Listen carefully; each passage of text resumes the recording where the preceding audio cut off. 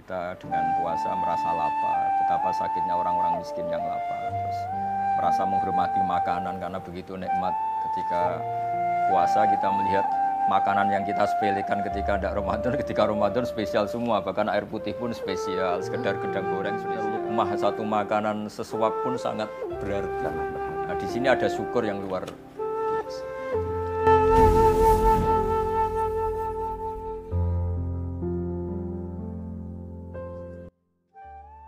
Assalamualaikum Gus Baha. Waalaikumsalam warahmatullahi wabarakatuh. Sehat-sehat Gus. Alhamdulillah. Kesibukan menjelang bulan Ramadan, sama bulan Ramadan pasti padat banget.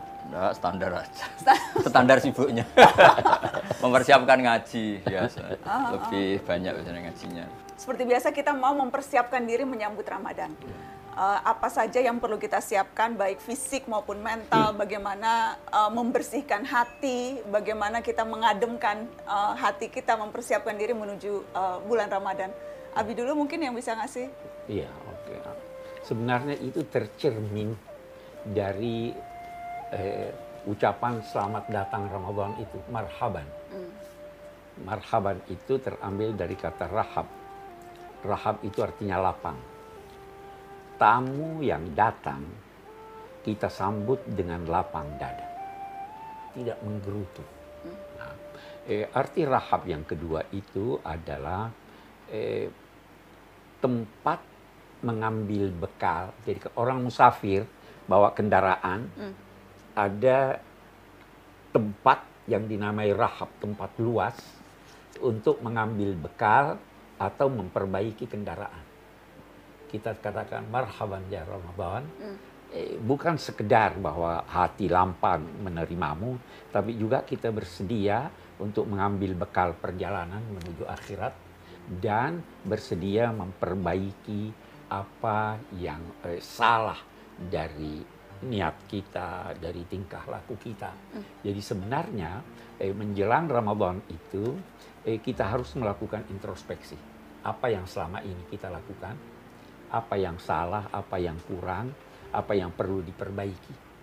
Itu saya kira Jadi ini bulan untuk kita mengambil bekal, mengumpulkan bekal sebanyak-banyaknya bulan ini. Mengambil bekal sebanyak-banyaknya dalam rangka perjalanan kita.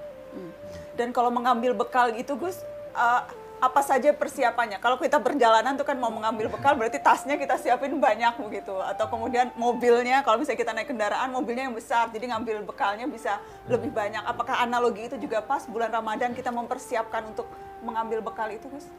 Ya kalau tradisi di kami di pesantren, biasanya kalau satu kiai ngajar kitab 2 atau 3 kali setelah maktubah, setelah sholat fardu, biasanya kalau di Ramadan tuh full. Bahkan kadang habis isya sampai 2 kitab, nanti habis subuh biasanya sampai 2 kitab. Nah kalau kita, karena ini untuk melengkapi orang Indonesia lah, dapat berkahnya Ramadan, kalau kita ini belajar kitab atau membacakan ke masyarakat, supaya tahu caranya, niatnya orang-orang dulu ketika puasa, atau cara pandang orang-orang dulu tentang puasa. Di antara ijazah Mbah Maimun Zubair, guru kami, juga ijazah Bapak itu, kalau ngendikan sama masih ingat, ihdinas siratal mustaqim siratal ladzina an'amta alaihim. Jadi kita tidak bisa soleh tanpa meniru orang-orang dulu. Kita tidak bisa baik tanpa meniru orang-orang dulu. Karena di ayat itu Allah tidak ngendikan ihdinas siratal mustaqim, tunjukkan jalan yang benar, yang lurus, jalanmu, tapi jalannya mereka yang telah engkau beri nikmat. Jadi Allah menghendaki ini ada master-masternya, seperti Bapak Kures punya master Habibul Qadir bil Faqih, saya punya master Kiai Maimun Zubair. Nah setelah baca Fadhailu Ramadan versi ulama-ulama dulu, kita akan tahu cara pandang tentang Ramadan secara benar, karena niru ulama-ulama dulu. Nah, di antaranya adalah paling tidak kita dengan puasa merasa lapar, betapa sakitnya orang-orang miskin yang lapar, terus merasa menghormati makanan karena begitu nikmat ketika puasa kita melihat makanan yang kita sepelekan ketika tidak Ramadan, ketika Ramadan spesial semua, bahkan air putih pun spesial, sekedar gedang goreng spesial. Dan itu hebatnya Rasulullah ketika muji Ramadan dengan hal-hal yang lumrah, yang wajar. Lisoim farhatani, farhatun inda iftari wa farhatun inda liqa'i rabbih. Jadi Nabi membayangkan manusia itu apapun hebatnya, ternyata kebutuhannya pokok ya makan itu. Hanya ketika buka itu senang sekali, meskipun nggak punya mobil mewah, nggak punya uang banyak. Sekedar ketemu makanan itu senang sekali. Nah, Di sini kata tadi Pak Kures cerita sekedar menghormati makanan tuh ya tahunya setelah itu. Jadi benar-benar lukmah satu makanan sesuap pun sangat berarti. Sangat berarti. Nah, di sini ada syukur yang luar biasa. Jadi nah itu kalau kita tidak baca beberapa literatur yang dikatakan ulama-ulama dulu mungkin kita tidak tahu. Betul. Iya, kami ingin garis bawahi apa yang dikemukakan Gus Baha. Banyak sekali sebenarnya yang penting. Yang pertama niat ini. Boleh jadi niat kita tidak sebanyak apa yang diniatkan oleh orang tua kita dulu. Ya toh? Jadi kita gabungkan itu biasa. Ala niat kata wa ala manawahu sesuai dengan niat gitu. Jadi itu berarti, dan ini penting, itu berarti ibadah kita gabungkan dengan ibadah yang lalu-lalu. Sehingga Allah memperlakukan kita bukan sebagai perlakuan terhadap satu, tetapi perlakuan terhadap banyak.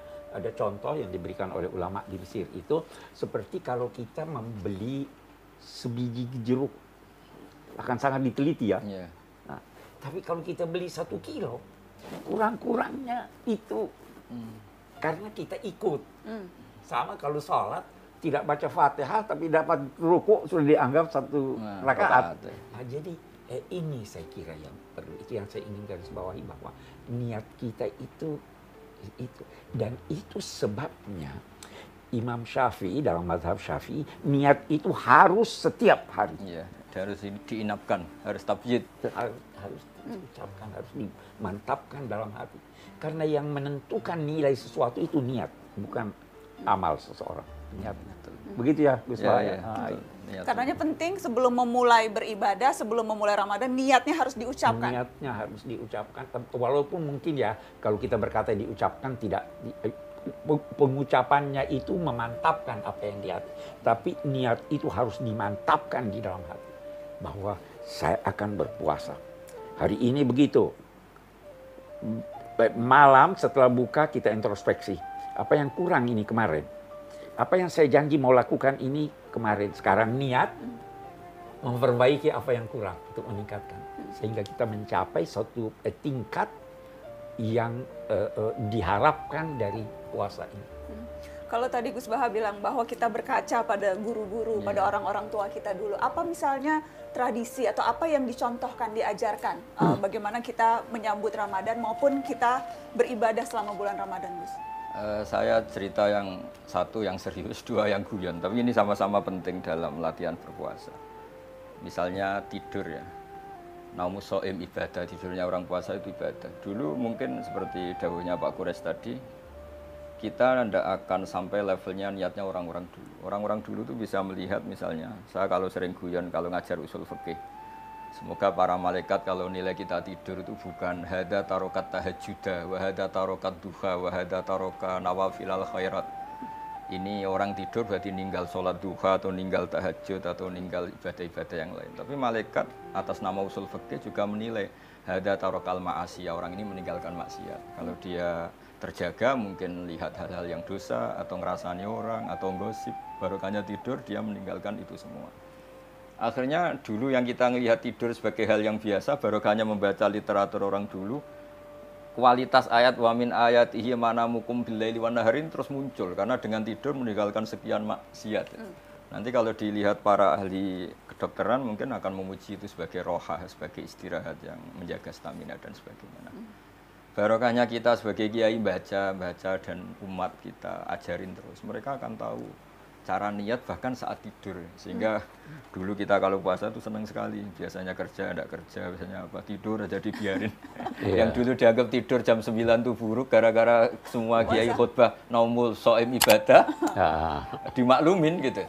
Nah cara makluminya gimana? Caranya tadi kita jangan berpikir negatif, wah ini kok puasa kok udah baca Quran, kok udah duha malah tidur. Tapi kita beri poin lah kalau ini tidak maksiat, kalau ini meninggalkan hal-hal yang buruk. Apa hal yang ingin digarisbawahi dari sini? Sangka baik. Sangka baik ya maksudnya. Ya toh Pak ya, betul sangka baik. Sangka baik. Itu inti dari keberagamaan dan akhlak adalah sangka baik. Sangka baik pada Allah, sangka baik pada sesama manusia. Bersangka baik.